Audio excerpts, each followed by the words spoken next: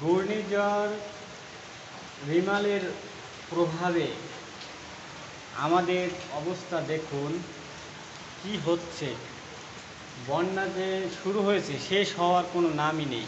কারণ এত দুর্ভোগ বাড়ছে মানুষের, গরু ছাগল হাঁস মুরগি তা তো দূরের কথা, মানুষই টিকে থাকা এখন বর্তমানে খুবই কঠিন হয়ে পড়েছে।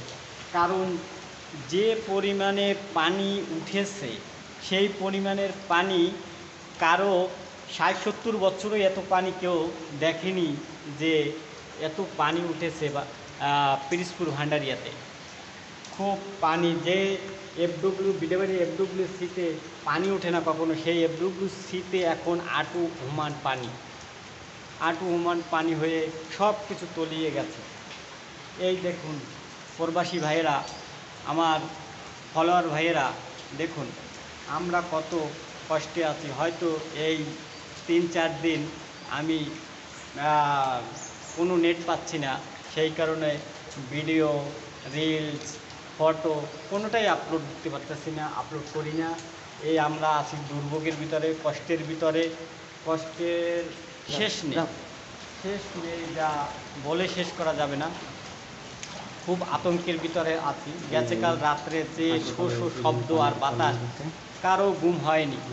শুধু আল্লাহর নাম নেওয়া হয়েছে, আল্লাহ তুমি এই ঝড়টা এই প্রভাব থেকে আমাদের রক্ষা করো, এভাবেই আত্মচিৎকার করা হয়েছে সব সময়। দেখুন অবস্থা ভিতরে এখন অন্ধকার হয়ে গেছে। এই পানিতে সম্পূর্ণ এফডব্লিউসি তলিয়ে গেছে, পানিতে ডুবে গেছে, পানিতে একাকার।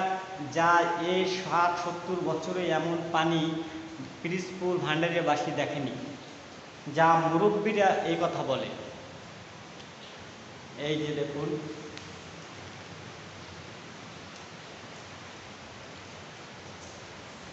এভাবে আমরা খুবই আতঙ্কিত। আমাদের জন্য আপনারা দোয়া করবেন যে আমরা জানি এই ঘূর্ণিঝড় রেমালের যে পরিবেশ বা যে তছনছ করে দিবে বা দিচ্ছে সেগুলো জানি কাটিয়ে উঠতে পারি। সেই জন্য আপনাদের কাছে দোয়া চাই, দোয়া প্রার্থনা করছি। আপনারা সবাই আমাদের জন্য দোয়া করবেন আর আমাদের মঙ্গল কামনা করবেন। দেখুন আল্লাহ জানি এই পানি তাড়াতাড়ি নিষ্কাশন করিয়ে নিয়ে যায়, পানি সরিয়ে দেয়। আল্লাহ আমাদেরকে হেফাজত করুন, আমাদের জন্য আপনারা সবাই দোয়া করবেন। দেখুন এফডব্লিউসির ভিতরে খুব পানিতে তলিয়ে গেছে। এখনও বন্যা, এখনও এই 2 দিন ধরে সারা রাত এখনও যে থামার কোনো লক্ষণই দেখছি না। এই যে দুপুরে যে জোয়ারের পানিতে তলিয়ে গেছে, আটুমানেরও বেশি এফডব্লিউসিতে পানি। এখন রাত্রে যে জোয়ার আসবে সে জোয়ারে কত পরিমাণে যে পানি হবে তা বলার অপেক্ষমান। দেখুন এখন আমরা আতঙ্কিত, আমাদের জন্য দোয়া করবেন, আমাদের জানি আল্লাহ হেফাজত করে রাখে।